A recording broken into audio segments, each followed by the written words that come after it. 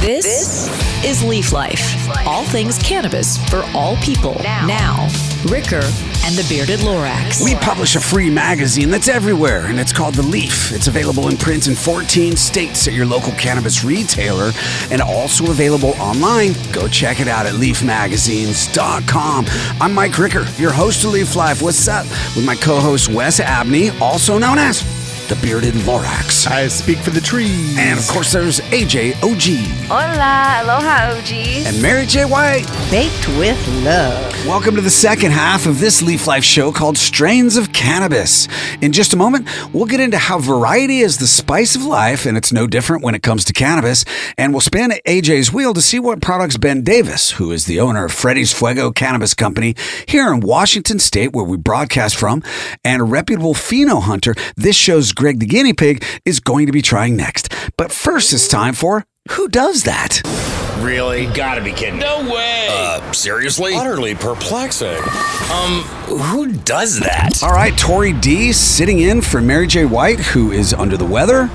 We are very glad to have you in her seat. You're glowing, and your lipstick matches the Leaf Life sign behind you. If you're watching on YouTube, who does that, Tori D? Yeah, who goes to a nightclub and doesn't want to party and dance and have fun? Okay. The Bearded Lorax. Just kidding. And apparently, club goers in the UK. Okay. The problem, if you ask the internet, is that ketamine is causing people to kind of zone out on the dance floor. So nobody's in these clubs dancing. Shocker. Yeah. But they're all having a great fucking time. Yeah, in their own minds, by themselves, individually. That's what you do. That's like an at-home drug. Yeah. Or a Ketamine. therapy drug. Yeah, for sure. Helps a lot of people. That's true. I don't Yeah. really like it get loose on the dance floor. No. Have you just watched pissed your body myself on the dance? dance floor. I don't think I'm doing ketamine on the dance floor. You're like floating above your body, Yeah. watching it hopefully dance. It's a hell of a party right there. I did ketamine once and just wanted to try it, and it was like less than a year ago. It was here in Seattle, and it was Michael Gordon had throw together. Gordon. Yeah, he had a throw together event. He's an AI guy at the Kubota Garden here in Seattle. Like a pop-up rave. Yeah, Japanese garden, and he was like, "You want some ketamine?" And I was like, "I will try anything 8 times." So 8 times. No, Damn. so I did it once, and I was like, I definitely feel different, but I don't feel like dancing. And so I hear that, it's kind of a lazy drug, like you're tripping, but you don't want to go run the street. Right. So I see how that happens. They got to find a different vibe. Maybe in the UK they need to start drinking some more pints. That could be because the DJs are throwing a fit. Apparently, they don't want to DJ in the UK anymore because of this. Oh, wow. So, who does that? Who does that? Drugs creating disruption. Who does that? Thank you, Tori D. All right, AJ, spin that wheel. See what Ben's going to hit next. Let's see, guys. Ooh, we got some flour coming up, Ben. Cream of the crop. Oh, yeah. This comes from their in-house reserve. Cream of the crop OG. It's an indica, and it's their OG Kush phenotype. So Phenohunters as well. Go ahead, give that a little nose there. Now Ben's a renowned grower here in Washington State. It's not every day you get some fresh nugs from Cali, is it, Ben? He just broke the bud open. Oh, Depends on who you hang out with. Smelling it. This reminds me of that late 90s when I first started smoking. Like super earthy, hashy. Okay. Maybe like from It's got his Humboldt. nozzle buried in it. From the tri. A little gassy. Triangle. There you go, bro. Let's go. Let's Some twist triangle some of this herb. up. So Well, we're gonna hit it out of I the bong. loaded this awesome piece for you. I'm gonna dump it in this restash for you, and this is a gift for you, Ben, because FREDDY FUEGO is official all the way, and you need to have this for your stash, bruh. That's a drop-proof mason jar. Best way to preserve your herb. And me to you. Thank you for coming. Appreciate you. Thank and you. appreciate what you're doing in the market. Smoke it up, bro. Let's go. What the hell are y'all waiting for? Yay. This is the Here, you want- Lorax pipe. That's the Yes, Lorax this pipe. is a special piece. Okay. Very special. And the carb cap is his little mouth on the front there. I like how Wes uses third person. Like it's Normally- his when he's really talking about himself. Yeah, it's That's a a little Bearded Wesley. Lorax pipe. You should say my mouth is the carb. So you want to put your finger over my mouth. I feel like an OG Sherlock Lorax. Oh, there we go. Yes. Well, so how do you feel trying a Cali, fresh? I just got that at Hall of Flowers last week, bro. I mean, to get some good OG and then to smoke it out of like an aged Lorax pipe. Yeah. I think that was a really good collaboration. Yeah. Out of the wood pipe. Check out our wood pipes show. Yeah. It's not just a funny joke, but really, about the craftsmanship and the artistry that goes into a wood pipe, and also why they're really good for smoking weed, because you can season them and resonate them. And I mean, back to the food metaphor, right? Like when you're barbecuing with cherry wood, or what do you choose to add that little extra flavor? And when I took that hit of the OG and with the wood pipe, it's a completely different taste than a glass pipe, a metal pipe, a bong, a joint. Like you really get the resin combined with the wood. Like a a metal cask, pipe. like a cask for fermenting whiskey or wine. You get different tones and notes, right? Oh, wow. Depending on how it was cured or aged. And like weed, it's got to be cured properly to be really high quality, and when we talk about strains of cannabis, there's so many varietals, which is what they call wine, right? Mm-hmm. But for weed, it's varieties. Variety is the spice of life. And in the first segment, we talked about the landrace strains and where are they and such, but that's just evolution. Music, culture, food. Now everything's a fusion, right? And so we've got this massive menu to choose from when we walk into a cannabis shop, and it really is delightful. We can say whatever the fuck we want about it. Well, back in the day or whatever. Back in the day, bro, it was dry half the fucking time. You didn't even have any weed. There was 3 flavors. You knew what they all were. And then maybe there was a random new flavor here or there when I was young in the 90s. So I can only imagine in the 70s and 80s, it was 1 or 2 flavors. It was just a flavor per grower. And now you have this menu that's infinite. And really, it's a genome. And a genome is where you get a pheno from. And the genome is the mother and father and every possibility that they can create.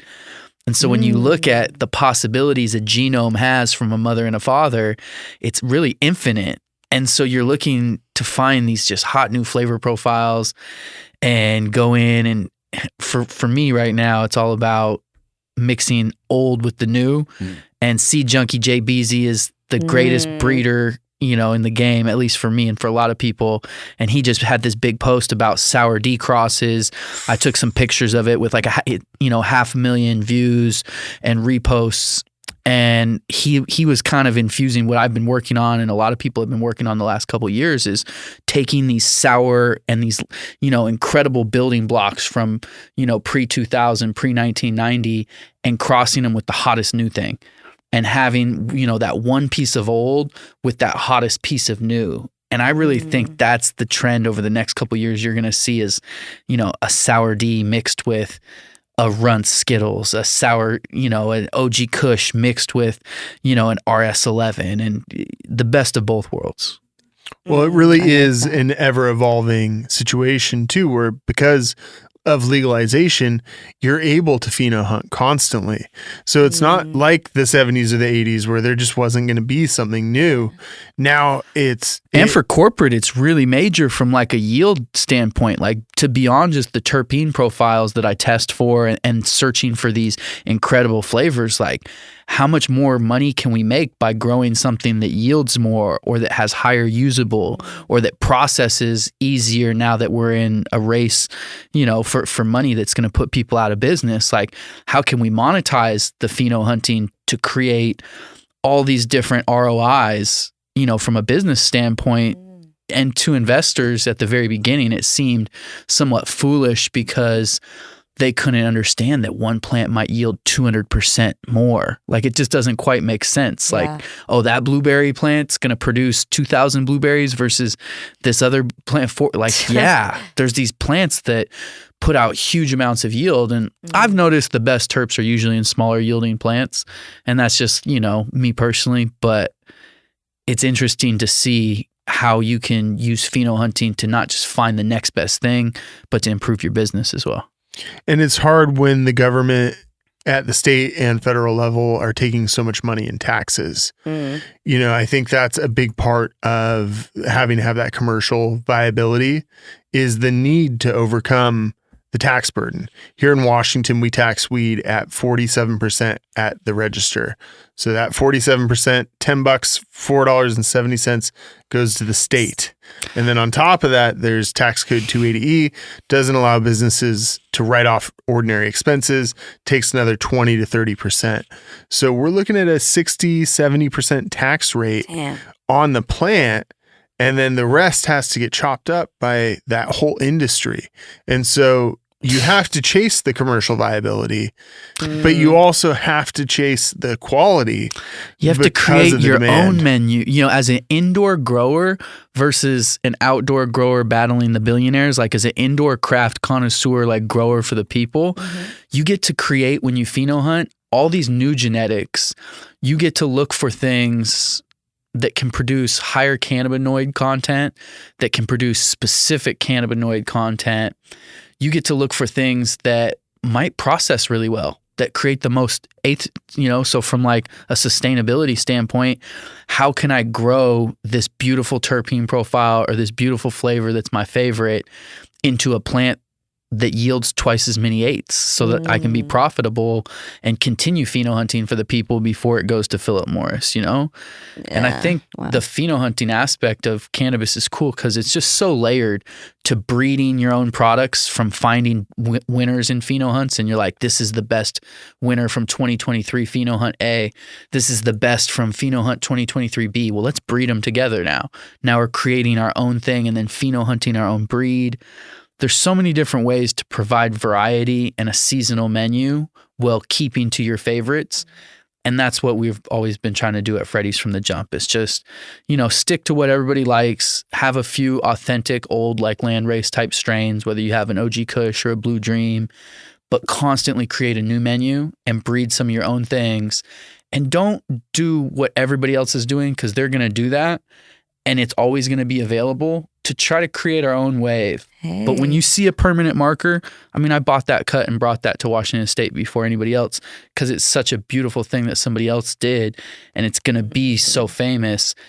But don't do that too much, you know, because then you're just doing what everybody else is doing. Yeah, it's kind of the same in music. You know, oftentimes, you know, I was a radio DJ for 20 years in rock music, and guys would give me their CD or their tape or whatever, say, check out our music, you know, we sound like Green Day or Metallica. And I always said, man, find your own path, find your own sound.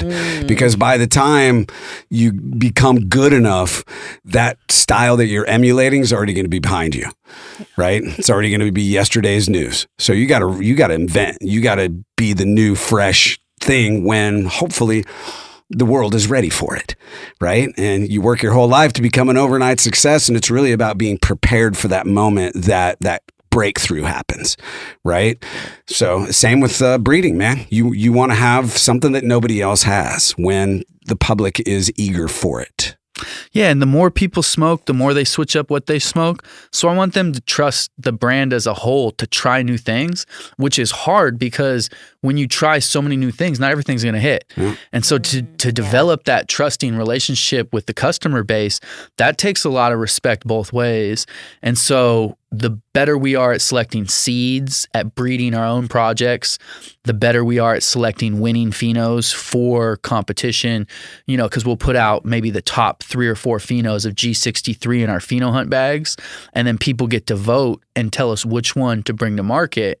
Well, sometimes maybe one of those G63s you're voting on, you buy that and you're like, oh man, I didn't really like that. That wasn't up to Freddy's standards, but you're going through the Phenohunt process to make the selection. And so there's pros and cons to involving the public in that process. And letting them decide on what flies, right? Because it's not always your favorite. And you know what? If you make a hit song that you didn't really like very much, you're going to be stuck playing that fucking song for the next 30 years. So make sure you love what you're doing and honor that. And know that as an artist, you know, hopefully you'll gain recognition and prominence. But in the meantime, brother, you're just creating out of your own necessity, right? To be the best and to be original. Big ups to you, bro. Congratulations. Now it's time for you to play Let's hash it out. Let's go. Time to hash it out. Got to You got concentrate. This is where we concentrate I've got to concentrate. on concentrates. Yeah, bro. You know a little bit about hash, right? Oh yeah, definitely. Goddamn right you do. Love me some hash. You guys make some fire-ass carrot cake. Diamonds, is it? Ooh, yeah. Okay, I The know what's diamonds up. and sauce. Ooh, would you bring that some for me? I actually have some quicks, something that nobody's tried yet. There. Yeah, some cereal milk crossed red runts. Let's rock. Here we go. How much do you know about hash? Been talking about strains and pheno hunting and stuff. What about when you wash that shit? Ready? Okay. All right, Ben. Number one, this traditional type of hashish is made by filtering dried, frozen marijuana leaves over a screen until the trichomes break off and fall through the sieve. These isolated trichomes are technically known as which kind of hash? Water hash? It's keef. Oh, okay. Jeez. Wrong answer. Also known as dry sift. Okay. Look, he's all humbled all of a sudden. God damn it. I'm the flower guy, man. I'm better at smoking the hash concentrates. Look, you were a borderline genius on the first game. Yes. So the second one, you're getting leveled up, dog. Here we go. Come on. Number two. This one is also a traditional form of hash involving the method of rubbing dried buds in your hands to release the resin, which is then packed into reddish-brown cakes or bricks. You can often find green pieces of plant material mixed into this type of hash. Finger hash? Correct. Everybody loves them, some finger hash. Oh my goodness. Morocco. All right, number three. You ready? All right, let's go. Here we go. This one is a favorite of bearded Loraxes when it's time for a good old-fashioned Saturday morning springtime wake and bake, when the birds are chirping and the bees, like the bearded Lorax himself, are ready to start buzzing. It begins with chopped meat, potatoes, and fried onions, and is best served hot with 2 fried woodpecker eggs, 4 strips of wild boar bacon, 2 pieces of toasted redwood bark, and a tall glass of Mobius 1:1 100 milligram infused blood orange elixirs. Was that the bearded Lorax's Bloody Mary? That's a hell of a guess, but it's just called hash. This is breakfast hash. Wrong answer. Lorax I was like, is this a knife hit here? I was like, there's a lot into this intro. I was like, Woodpecker eggs are, you gotta work for those. The term bet. hasher, Hacher, originated in France as a way to use up leftovers. True story. By the 1860s in the United States, a cheap restaurant was called a hash house or a hashery. Oh, you thought it was just about smoking hash, huh? I like that. That's a little piece of history. I love it. Hashery. Yeah. Hey, brother, how can we find you on social media? You can check me out at designer_trees, TR33Z. And the company is FREDDY'S FUEGO. That's FREDDY'S FREDDYS .FUEGO. Those are our Instagram handles. And you can check us out online at www.freddysfuego.com. Don't forget the dot in the Instagram Yeah. URL. Freddy's.fuego. Well, we've been shut down. This is like our, I don't know, 18th time, yeah, I just can't even keep As many count. times as Wes is eating woodpecker eggs. Every time we post a nug pic, those beautiful Freddy flowers, man, the haters start hating. When you got the fuego, man, the haters gonna hate. What can you do? Thank you so much for being on the Leaf Life podcast, Ben. We love you, bro. Hey, much love. Thanks, you guys. All right, Wes, next week, movies and cannabis V3. Give me some weed popcorn. Ooh. Or at least some weed and popcorn. Oh, yeah. Download this and all Leaf Life episodes at leafmagazines.com. And please subscribe on YouTube at Leaf Life Podcast V2. Now get ready for another episode of Stony Baloney, which is also available at leafmagazines.com. And please be kind to animals and woodpeckers. Your hosts for Leaf Life are Mike Ricker and Wes Abney. Leaf Life is produced by Mike Daly. Some of the music heard is provided by purple-planet.com. Every bit of cannabis you use is female, so please respect the ladies. Leaf Life is brought to you by Leaf Nation, featuring Alaska Leaf, Oregon Leaf, Northwest Leaf, Maryland Leaf, Amsterdam Leaf, Utah Leaf, and California Leaf. On the shelf now in your local retailer. Now, please stay tuned for this week's edition of Stony Baloney by Mike Ricker. Stony Baloney by Mike Ricker.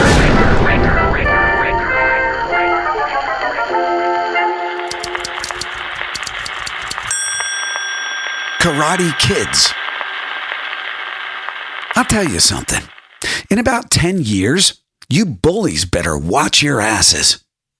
That's because you do not want to mess with a dude who's been well trained in martial arts as a kid. And these days, it's awfully popular with the youngins who aren't too down with team sports. Some of them are nomads, riding solo, hanging in the shadows, maybe a little antisocial.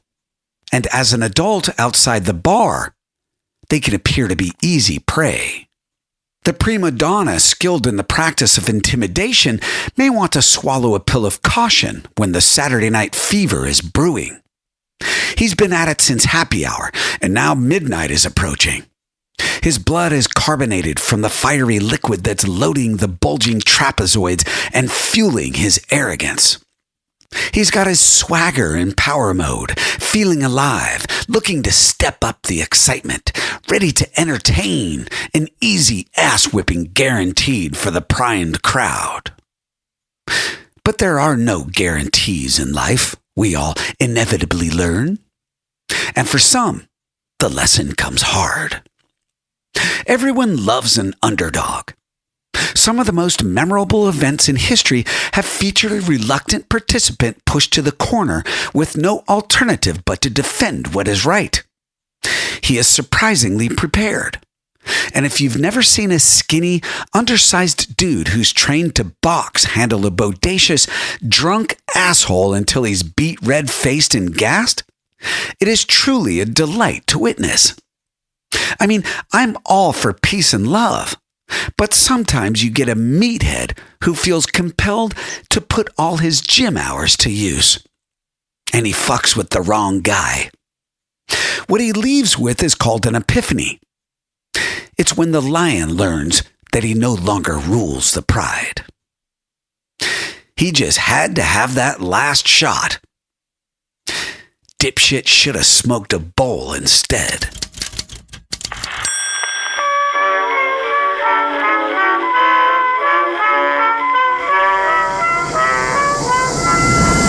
Stony Baloney. Some of the wardrobe, including Ricker or Wes's sick lids, is provided by Grassroots California. Check out the dopeness at grassrootscalifornia.com. These products have intoxicating effects and may be habit-forming. Marijuana can impair concentration, coordination, and judgment. Do not operate a vehicle or machinery under the influence of this drug. There may be health risks associated with consumption of these products. For use by adults 21 and older. Keep out of the reach of children.